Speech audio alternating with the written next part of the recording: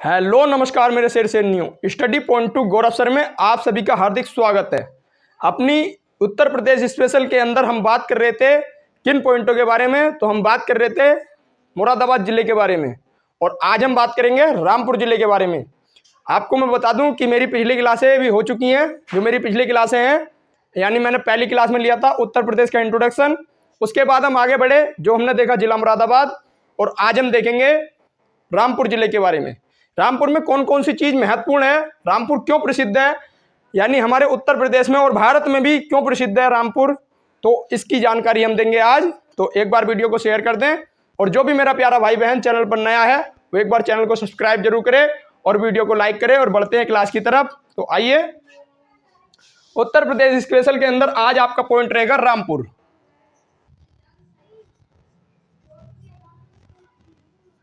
यानी आज हम बात करेंगे जिला रामपुर के बारे में। और एक बार शेयर कर दें जिससे कि ज़्यादा से ज़्यादा मुझसे जुड़ जाएं। उसके बाद हम बढ़ते हैं अपनी क्लास की तरफ। तो हमारा क्लास का पहला पॉइंट है कि ये रामपुर नाम हमारे पास आया कैसे, यानी ये रामपुर ही क्यों कहा जाता है। हम शुरू से ही लेके चलेंगे, जितने भी क्लास के अंदर पॉइंट बनते हैं सारे पॉइंटों को फुल डिटेल के साथ बताया जाएगा। तो ये जिला रामपुर, ये रामपुर शब्द आया कैसे, तो बात है उस समय की। तो बात है जब नवाबों का शासन चलता था, कहाँ पर, रामपुर में। तो एक समय की बात है 1774 के अंदर एक नवाब बने जिसे कहते हैं हम फैजुल्लाह खान। यानी फैजुल्लाह खान ने स्थापना करी किसकी, रामपुर की। जबकि उस टाइम पे रामपुर नहीं कहा जाता था, तो उस टाइम पे उसने स्थापना करी फैजाबाद के नाम से। और जब देखा गया कि हमारे भारत के अंदर फैजाबाद नाम से और भी कई सारे शहर मौजूद हैं, क्योंकि जब दिल्ली सल्तनत चलती थी तो उस टाइम पे ही फिरोज शाह ने फैजाबाद की स्थापना करी थी और अन्य जगह भी फैजाबाद नाम से और जगह थी। इसीलिए ये देखा गया और क्या हुआ, तो मुस्तफाबाद के नाम से ये शहर बसाया गया। किसने बसाया, तो फैजुल्लाह खान ने। और इसके बाद हमारे पास क्या बात आई, तो इसके बाद हमारे पास कुछ समय बीता और फैजुल्लाह खान ने ही 2 अक्टूबर 1774 के अंदर इसका नाम चेंज कर क्या कर दिया, रामपुर ही रख दिया। तो आइए इसे नोट कर लेते हैं। तो ये कब बना, तो 2 अक्टूबर, इसका फर्स्ट नाम लिखें, फर्स्ट नाम था फैजाबाद। और इससे ये चेंज हुआ और इसके बाद इसका नाम क्या हुआ, तो इसके बाद इसका नाम हुआ मुस्तफाबाद।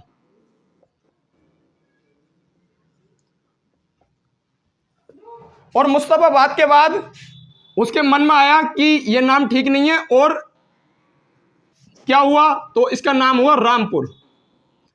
तो रामपुर प्रारूप हमारे सामने कब आया, तो ये आया 1700, पूरी डेट लिखना चाहें 2 अक्टूबर 1774 में।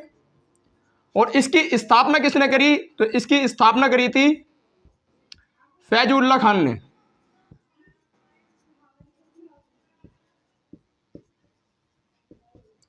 फैजुल्लाह खान ने इसकी स्थापना करी थी सन 1774 के अंदर। तो आइए एक बार वीडियो को शेयर जरूर कर दें, फिर मैं बता रहा हूं, धीरे धीरे हम सारे पॉइंटों को लेके चलेंगे।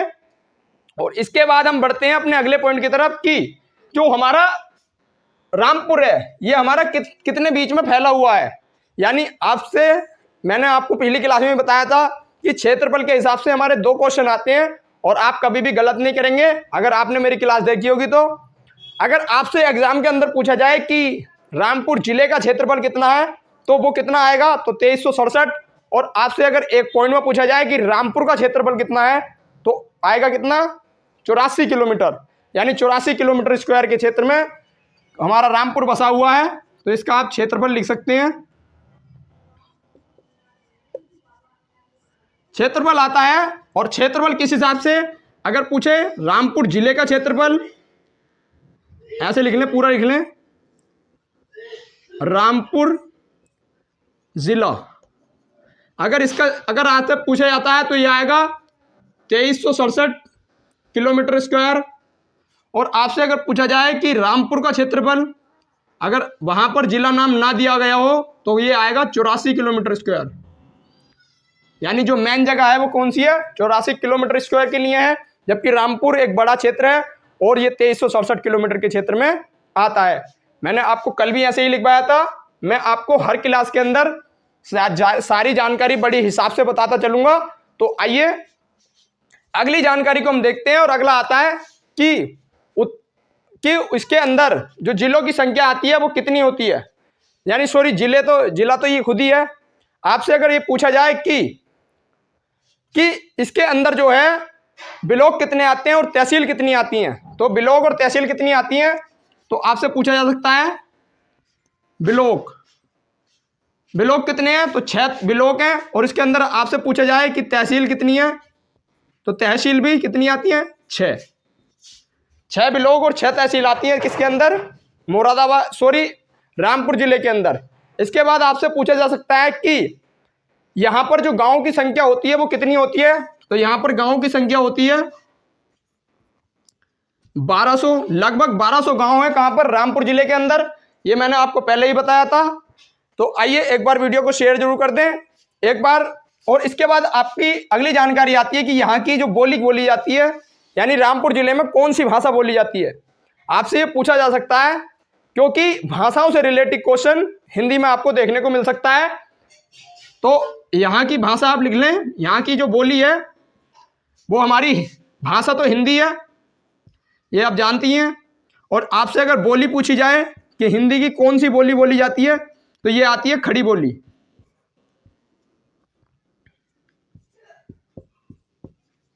खड़ी बोली बोली जाती है कहां पर, रामपुर के अंदर। इसका दूसरा नाम होता है कोरबी। कोरबी है इसका दूसरा नाम। एक बार इसे नोट करें, उसके बाद अपने अगले पॉइंट की तरफ चलेंगे हम।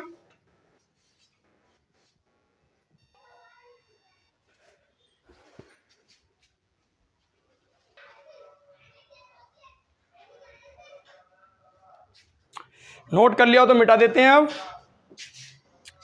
तो आइए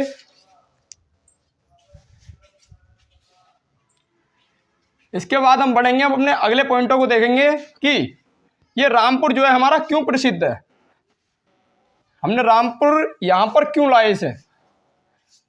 इसका पढ़ाने का कोई तो मतलब जरूर होगा। तो रामपुर क्यों पढ़ा रहे हैं, आप जाने कि रामपुर क्यों प्रसिद्ध है। तो हमारा अगला पॉइंट आप डाल सकते हैं प्रसिद्ध, क्यों प्रसिद्ध है।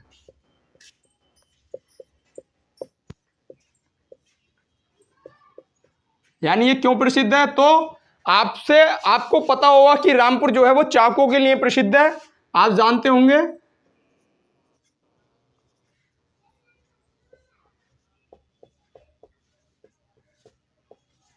चाकों के लिए प्रसिद्ध है। लेकिन आपको एक जानकारी और नहीं पता होगी जो मैं आपको बता देता हूं कि रामपुर चाकों के लिए तो प्रसिद्ध है, और किस लिए प्रसिद्ध है, तो ये कलाकारी के क्षेत्र में प्रसिद्ध है और पतंग उद्योग के लिए। आज तक आपको नहीं पता होगा कि पतंग का काम जो है वो सबसे पुराना कहां का है, पतंग उद्योग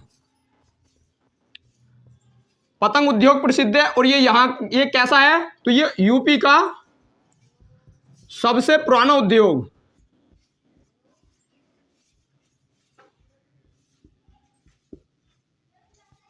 यानी यूपी के अंदर जो सबसे ज्यादा पतंग बनती है वो कहां बनती है, सबसे पहले कहां बनी, तो पतंग कहां बनी थी, रामपुर के अंदर।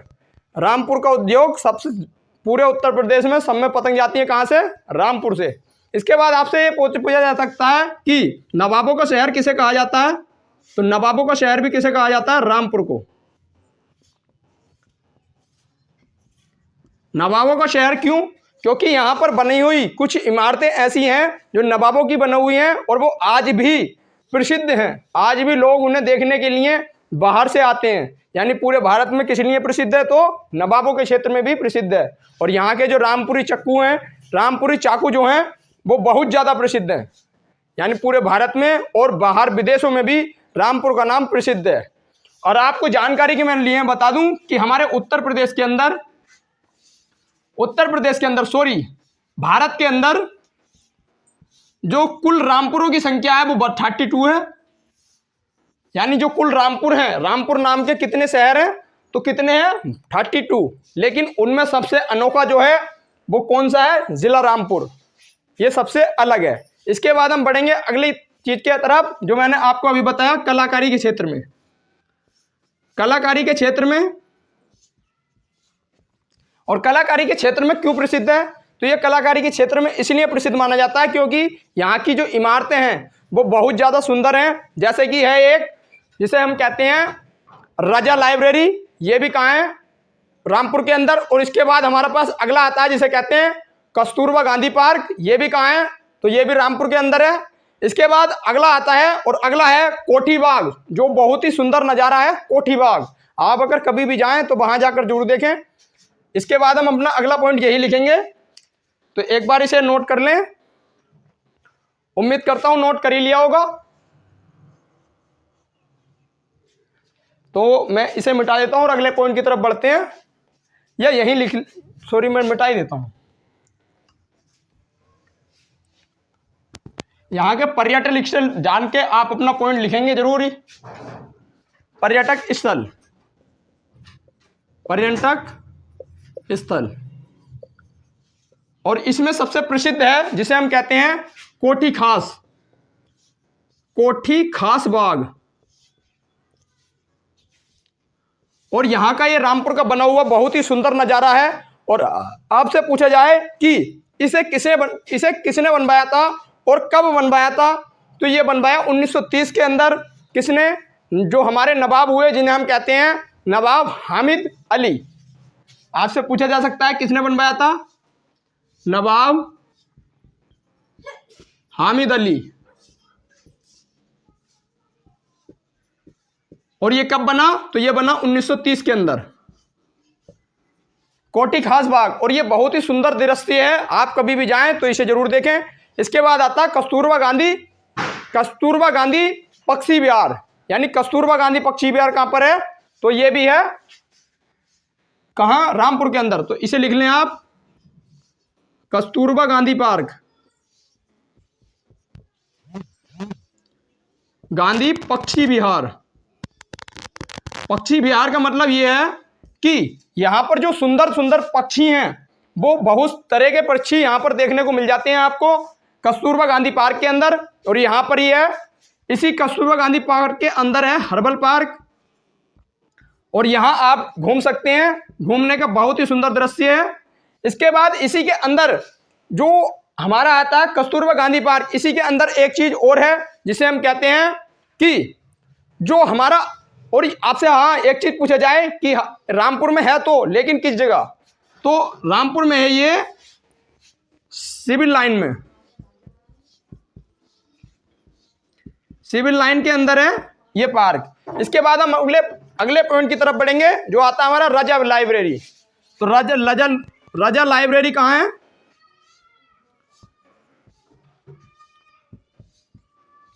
तो ये भी रामपुर में। आप ये ना सोचें कि हमारा टाइम बर्बाद हो रहा है, इनसे क्वेश्चन पूछे जाते हैं, ये हमेशा ध्यान रखना, क्वेश्चन इनसे आते हैं। इसके बाद राजा लाइब्रेरी के बाद अगला आता है जिसे हम कहते हैं एक बहुत ही इंपॉर्टेंट क्वेश्चन कि आर्यभट्ट प्लेटेनियम, यानी प्लेटेटोनियम जो हमारे पास आता है वो कहाँ है?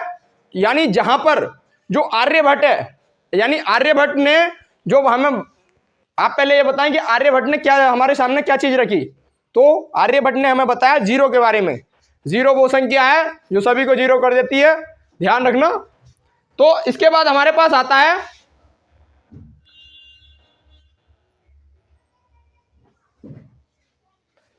जिसे हम कहते हैं, जिसे हम कहते हैं आर्यभट्ट प्लेटोनियम,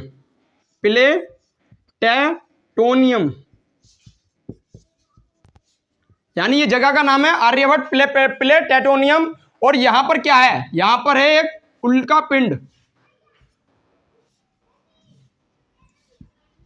पिंड, यानी आर्यभट्ट का उल्का, यहां पर उल्का पिंड को 3D आकार में आपसे ये क्वेश्चन पूछा जा सकता है, इसीलिए मैं लाया हूं। इसका सिर्फ ये मतलब नहीं है कि हाँ ये लिखवा दिया, आपसे एक क्वेश्चन यहां से ये पूछा जा सकता है कि 3D आकार में उल्का पिंड ये आपको कहाँ दिखाया गया, रामपुर के अंदर, यानी 3D आकार के अंदर आपको उल्का पिंड दिखाया गया है। कहाँ पर, आर्यभट्ट प्लेटेटोनियम के अंदर। इसके बाद हम अपने अगले पॉइंट की तरफ बढ़ेंगे, जो आता है हमारा गांधी समाधि। रामपुर के अंदर जो प्रसिद्ध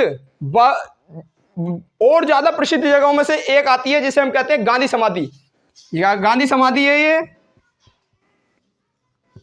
गांधी समाधि। और ये हमारे सामने क्यों यहां पर लाई गई, तो भारत के अंदर दो गांधी समाधि हैं, दो जगह। एक तो है दिल्ली में, और दिल्ली में कहां पर है, तो दिल्ली में ये हमारे पास आई है,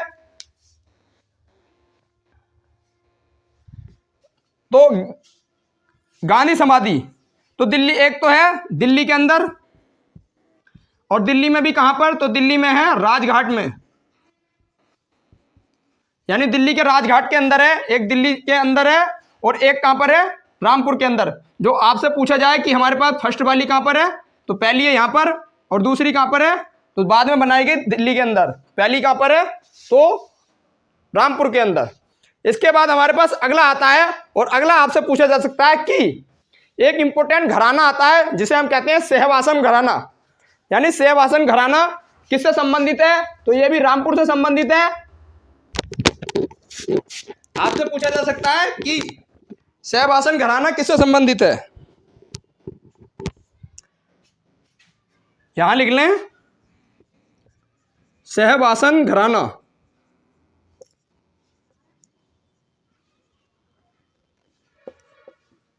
और ये किस लिए प्रसिद्ध था, तो ये था संगीत के लिए प्रसिद्ध, संगीत से संबंधित है। और इस सहवासन घराने को किसने बसाया था, तो इनायत हुसैन ने।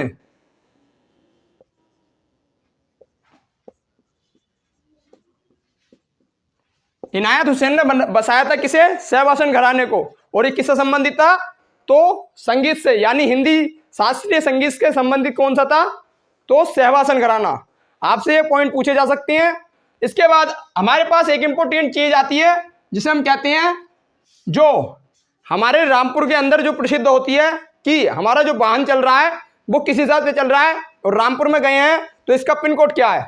आपसे पूछा जा सकता है कि यहाँ का पिन कोड क्या है।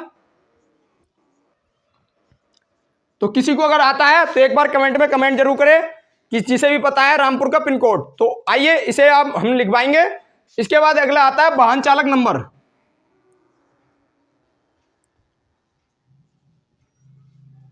वाहन चालक नंबर, और ये क्या है, तो ये है यूपी 22। यूपी 21 क्या लगता है, मुरादाबाद, और यूपी 22 क्या है, तो यानी मुरादाबाद के बारे में बता चुका हूं। और ये यूपी 22 क्या है, तो ये है वाहन चालक नंबर कहाँ का, रामपुर का। इसके बाद आपने एक पॉइंट पूछा आपसे कि यहाँ का पिन कोड क्या होता है, तो ये पिन कोड होता है यहाँ का 24। एक बार आप बताएं अगर आपको पता हो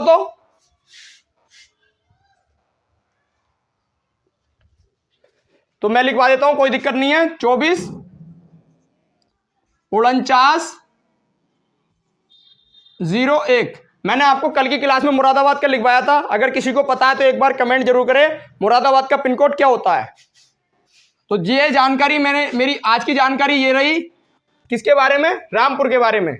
आपको अगर अब भी लगता है कि मैंने कोई पॉइंट छोड़ दिया तो एक बार मुझे कमेंट पे कमेंट जरूर करें, जिससे कि हाँ मुझे पता चल जाए कि कोई पॉइंट रह गया है। मैं उसे दोबारा से देखूंगा और आपको बताने की सारी जानकारी कोशिश करूंगा। तो आइए, आज की क्लास हमारी यहीं रुकेगी, क्योंकि मैं हर क्लास में लेके चलूंगा एक जिले को, जो मैंने आज करा दिया है रामपुर। और अगली क्लास में हम देखेंगे अगले जिले के बारे में, जिसका मैं नोटिफिकेशन डाल दूंगा, आप देख लेना। तो आइए प्यारे साथियों, आज की क्लास में अगर आपको थोड़े सा भी कोई पॉइंट समझ में आया हो तो इसे लाइक कर दें और कमेंट करके बताएं कि हमारी क्लास कैसी लगी। और आपको अगर ये क्लास पसंद आती है तो हमसे ज़्यादा से ज़्यादा स्टूडेंट को जोड़ने की कोशिश भी किया करें, जिससे कि हमारा थोड़ा मनोबल बढ़ जाता है। तो अंत में वही हम अब चलते हैं। जय हिंद, जय भारत।